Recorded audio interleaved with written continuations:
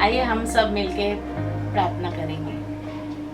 Hallelujah. धन्यवाद करते हैं प्रभु, धन्यवाद प्रभु, आपके नाम को ऊंचा उठाते हैं परमेश्वर प्रभु, आपकी स्तुति करते हैं परमेश्वर प्रभु यीशु। धन्यवाद करते हैं प्रभु, आज की संडे सभा जो ऑनलाइन मीडिया के द्वारा हम सबको इकट्ठा किया प्रभु, इसके लिए हम धन्यवाद करते हैं परमेश्वर प्रभु यीशु। हम धन्यवाद करते हैं प्रभु आज की आराधना स्तुति पे परमेश्वर, आज के वचन पर परमेश्वर, और प्रभु यीशु आज के दान दशांश पर परमेश्वर आपके आशीष मांगते हैं परमेश्वर।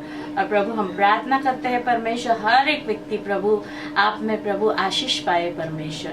यीशु मसीह के नाम से मांगते हैं पिता, सुना और ग्रहण कर, आमेन। Let us look to the Son and praise His awesome name.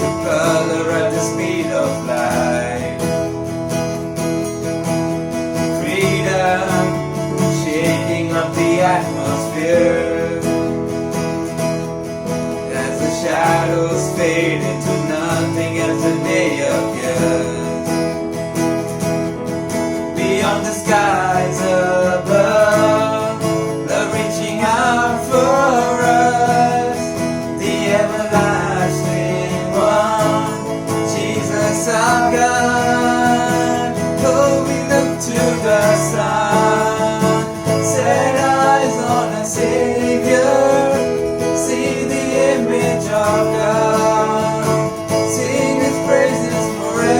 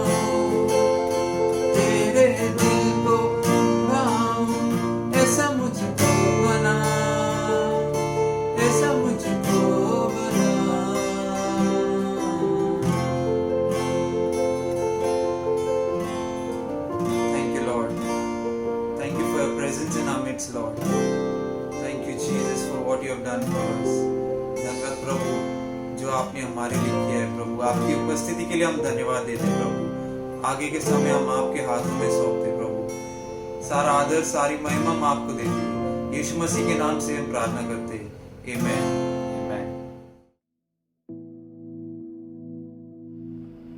In our study on the church today, we are going to look at one of the most important picture used for the church, and the title of today's study is Body of Christ. कलीसिया पर हमारे अध्ययन में आज हम कलीसिया के लिए उपयोग किए गए एक सबसे महत्वपूर्ण चित्र के बारे में सीखेंगे, और आज के अध्ययन का शीर्षक है मसीह की देह. The New Testament is all about the church, and we know that church is not a building or place, but the called out people of God, those who have truly accepted the lordship of Jesus Christ in every aspect of their lives. नया नियम तो अधिकतर कलीसिया के बारे में ही है, और कलीसिया कोई इमारत या जगह नहीं है, बल्कि परमेश्वर के बुलाए हुए लोग हैं जिन्होंने अपने जीवन के हर पहलू में यीशु मसीह के स्वामित्व को स्वीकार किया हुआ है. और आज हम मसीह की देह के बारे में सीखेंगे. जब मसीह हमारी दुनिया में आया था तो उसने एक मनुष्य के शरीर का रूप लिया, और उसके नैसर्गिक शरीर के द्वारा उसने परमेश्वर के प्रेम को प्रकट किया. उसने परमेश्वर के राज्य की बातें सिखाई, उसने लोगों को स्पर्श किया, उन्हें चंगाई दी, उन्हें छुटकारा दिया.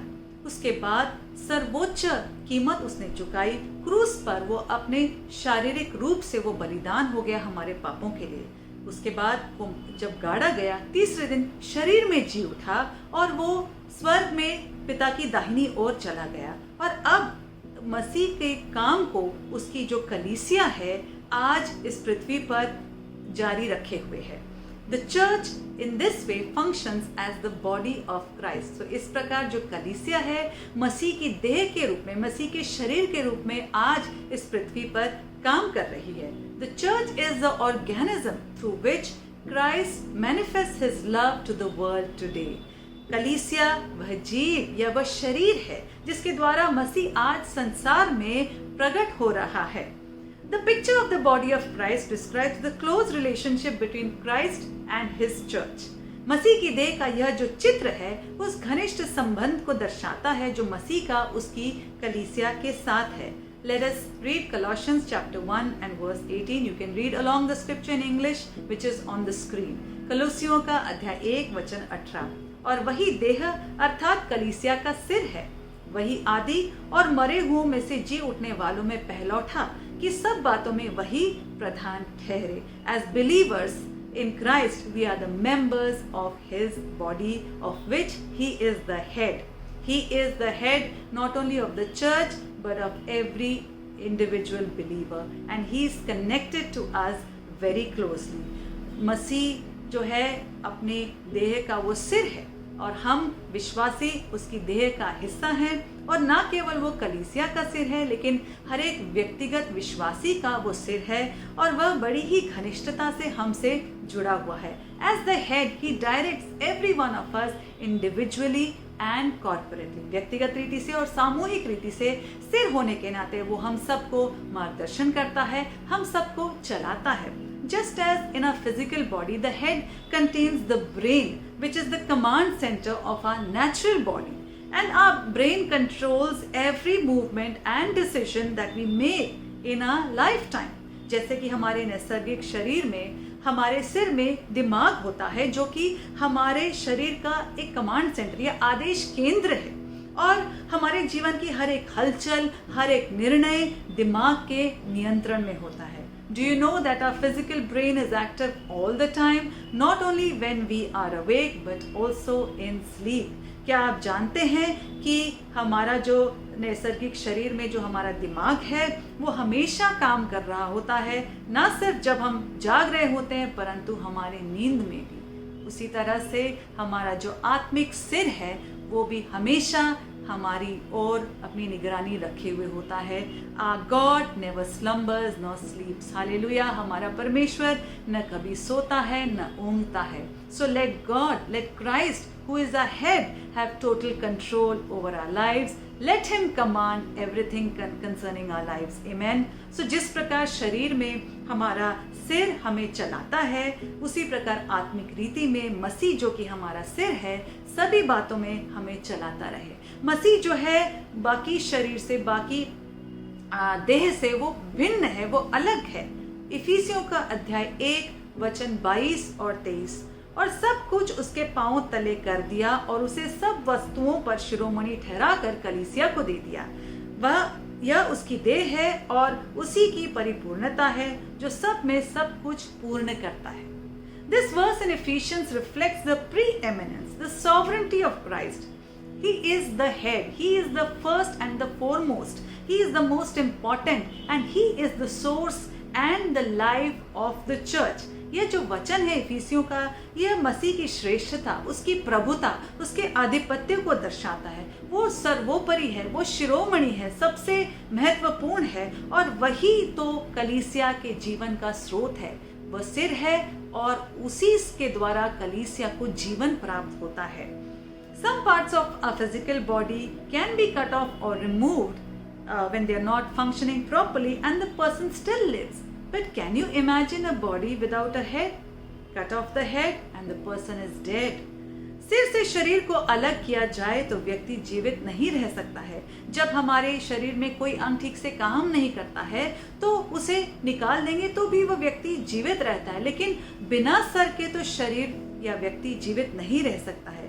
कलीसिया के लिए अनिवार्य है कि लगातार अपने सिर से वह जुड़ा रहे, क्योंकि हम उसकी देह हैं और अपने सिर से हम पोषण और निर्देशन को प्राप्त करते रहें। The church needs to be constantly nourished by the head. Ephesians chapter 4 verses 15 and 16. इफिसियों अध्याय 4, 15 और 16 सब बातों में उसमें जो सिर है अर्थात मसीह में बढ़ते जाएं, जिससे सारी देह हर एक जोड़ की सहायता से एक साथ मिलकर और एक साथ गठकर उस प्रभाव के अनुसार जो हर एक भाग के परिमाण से उसमें होता है, अपने आप को बढ़ाती है कि वह प्रेम में उन्नति करती जाए।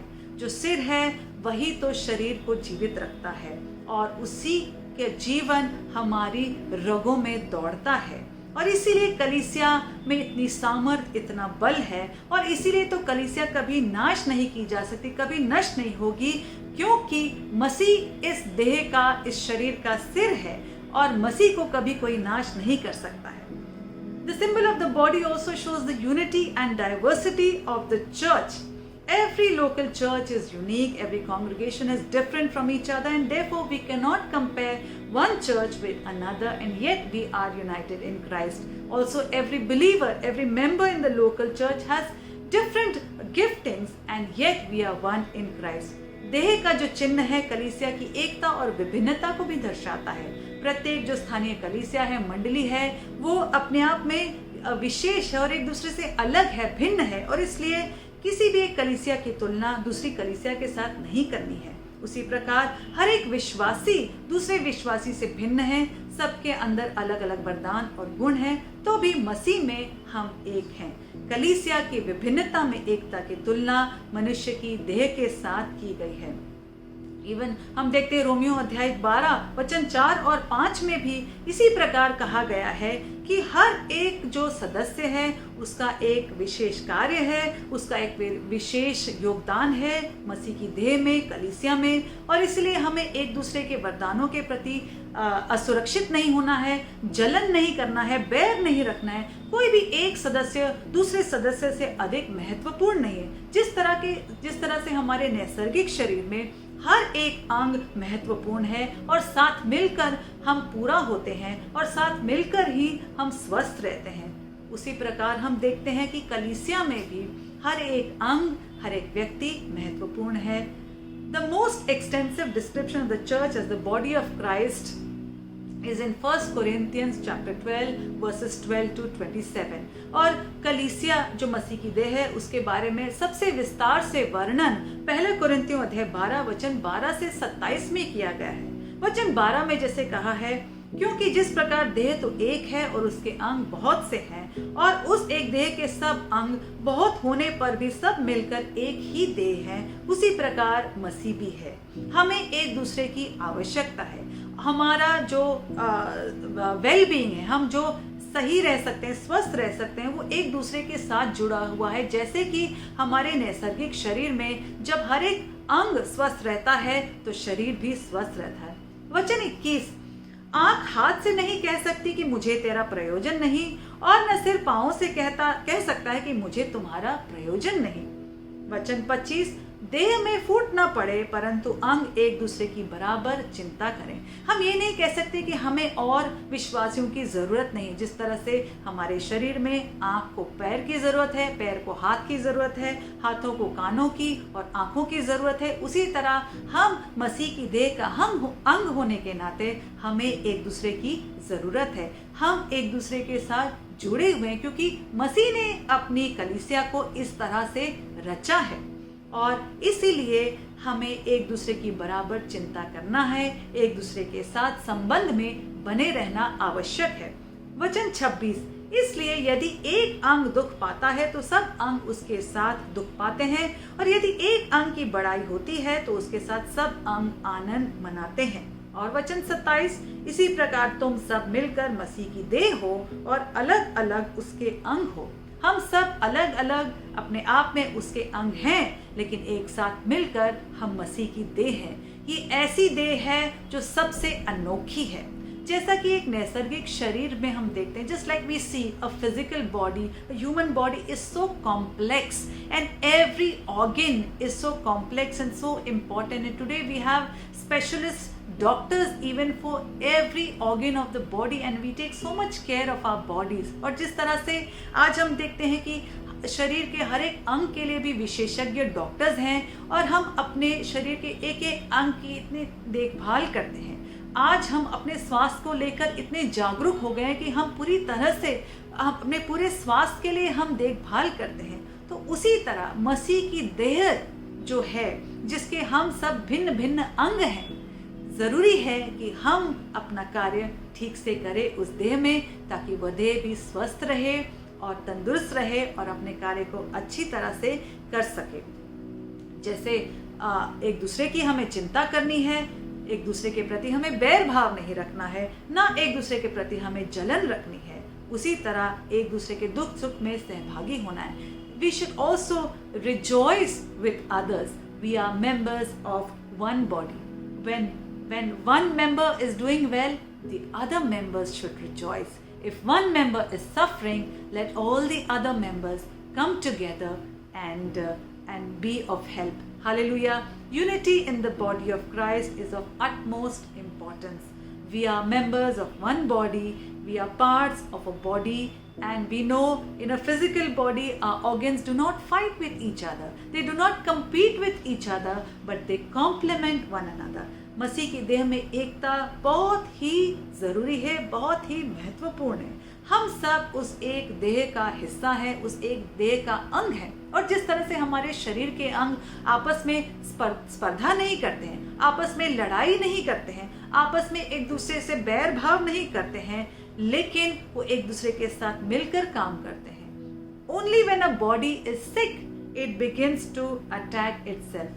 केवल जब एक शरीर में कोई बीमारी आ जाती तभी अंग एक दूसरे पर हमला करते हैं। But we know that we are a healthy body of Christ because our head is Christ himself. Hallelujah. लेकिन हम जो एक अच्छा स्वस्थ मसीह की देह है, क्योंकि मसीह हमारा सिर है। The symbol of the body teaches us that we are accountable to the church. We are dependent on the church and we need the church. We belong to this body. Hallelujah. जो मसीह की देह का जो ये चित्र है, जो चिन्ह है कलीसिया के लिए, वो हमें सिखाता है कि कलीसिया के प्रति हम जवाबदेह हैं, कि हम कलीसिया पर निर्भर है, कि हमें इस कलीसिया की एक दूसरे की जरूरत है। Wherever we may be at whatever stage or whatever season in life, let us remember that we need the church. We cannot survive alone. We cannot thrive alone. चाहे हम जीवन के किसी भी पड़ाव पर क्यों ना हो, हमेशा हम इस बात को याद रखें कि हमें कलीसिया की जरूरत है और हम अकेले जीवित नहीं रह सकते, ना हम अकेले सफल हो सकते हैं। हम उसकी देह का हिस्सा है और वो हमारा सिर है, और जैसे कि उस सिर के साथ जुड़ा रहना बहुत आवश्यक है, उसी प्रकार अंगों का आपस में समन्वय के साथ जुड़ा रहना बहुत ही आवश्यक है. And just like it is very important to remain connected to our head, the Lord Jesus Christ, similarly it is of utmost importance that we remain connected to the other members of the body, and as a body we function effectively, and let us be the hands and feet of Jesus in this world. कि यीशु मसीह के हाथ और पैर हम बने रहें, क्योंकि हम उसकी देह हैं, हम उसका शरीर हैं. May God bless us all with this teaching of His word today. Amen. परमेश्वर आज हम सबको उसके वचन के शिक्षण के द्वारा आशीष दे. Amen. Christ is the head, and we, the believers, His church, we are His body. And Christ has given us this ordinance that we need to take part in the Holy Communion in remembrance of Him. And it is also an outward acknowledgement of His Lordship in our lives. मसीह हमारा सिर है और हम विश्वासी, हम उसकी कलीसिया, उसकी देह हैं. और मसीह ने हमें ये आदेश दिया है कि उसकी याद में हमें इस प्रभु भोज में हिस्सा लेना है. साथ ही साथ ये इस बात का चिन्ह भी है, एक बाहरी रूप से अभिव्यक्ति है कि मसीह हमारे जीवन का प्रभु है. तो आइए हम रोटी और दाखरस को ले लें और इस प्रभु भोज में हम हिस्सा लेंगे पूरे आदर के साथ. Let us examine our lives, because the Bible says that we need to examine our lives. We need to confess our sins, and He is faithful and just to forgive us. Bible हमें बताती है कि हमें अपने जीवन को जांचते हुए, अपने पापों के लिए पश्चाताप करते हुए, क्षमा मांगते हुए इसमें हिस्सा लेना है. और प्रभु विश्वास योग्य है. जब हम क्षमा मांगते हैं तो वो हमें सभी पापों के लिए क्षमा करता है, सारे अधर्मों से हमें शुद्ध करता है. आइए हम अपनी आंखों को बंद करेंगे और इन दो चिन्हों के लिए परमेश्वर को धन्यवाद करेंगे कि उसने अपने इकलौते पुत्र यीशु मसीह को हमारे लिए दे दिया.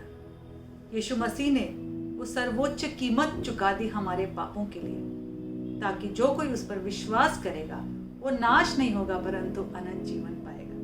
हम धन्यवाद देते हैं पिता परमेश्वर कि हम कलीसिया आपकी देह हैं और मसीह हमारा सिर है, और उस सिर के साथ हमेशा हम जुड़े रहें और उस सिर से सारी उन बातों को प्राप्त करते रह सके जिसके लिए उसने अपनी कुर्बानी दी. मसीह यीशु, हम धन्यवाद करते हैं कि आपके दोबारा आने तक हम इसमें भाग लेते रहेंगे, और आपने वादा किया है कि आप दोबारा आएंगे अपनी कलीसिया के लिए. Jesus, you have promised that you will come back for your church, and until you come, we will keep taking part in this communion in remembrance of your great sacrifice, living a holy life by your grace. एक पवित्र जीवन जीते हुए आपके अनुग्रह के द्वारा हम धन्यवाद करते हैं. इस प्रभु भोज पर आपकी आशीष मांगते हैं, हर एक भाग लेने वाले पर आपकी आशीष मांगते हैं. यीशु मसीह के नाम से हम ये प्रार्थना करते हैं. आमीन. अब आप इस प्रभु भोज को अपने घरों में लें.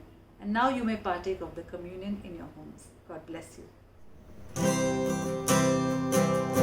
You deserve the glory and the honor as we lift our hands in worship, as we lift your holy name. You deserve the glory and the honor as we lift our hands in worship, as we lift your holy name. For you are great, you did miracles so great. There is no one else like you. There is no one else like you. For you are great, you did miracles so great. There is no one else like you. There is no one else like you. महिमा करते हुए अपने हाथ उठाकर हम आराधना करते हैं. महिमा करते हुए अपने हाथ उठाकर हम आराधना करते हैं. तू शक्तिमान अब काम तू करता है, नहीं तेरे जैसा कोई,